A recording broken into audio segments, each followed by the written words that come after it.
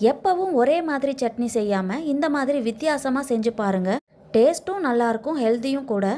பேனில் நல்லெண்ணெய் சேர்த்துட்டு 1/2 கப் நிலக்கடலை, 1 கப் கருவேப்பிலை. கருவேப்பிலையை நல்லா அழுத்தி அளந்து எடுத்திருக்கேன். கூடவே 3 பல் பூண்டு, 4 க்ரீன் சில்லி. கருவேப்பிலையை தனியாக, நிலக்கடலையை தனியாக வறுத்திங்கன்னா ஃப்ளேவர் ரொம்ப சூப்பராக இருக்கும். கொஞ்சமாக புளியும் உப்பும் சேர்த்து மீடியம் ஃப்ளேமில் நல்லா வதக்குனதுக்கப்புறம் எல்லாத்தையுமே ஆற வச்சுட்டு மிக்ஸி ஜாரில் சேர்த்து நைஸாக அரைக்க வேண்டாம், கொஞ்சம் கோர்ஸாக அரைச்சி எடுத்துக்கலாம். நான் இதில் வறுக்காத நிலக்கடலை சேர்த்துருக்கேன். உங்ககிட்ட வறுத்த நிலக்கடலை இருந்ததுன்னா நிலக்கடலையை திரும்பவும் வறுக்காமல் அப்படியே மிக்ஸி ஜாரில் சேர்த்துக்கலாம்.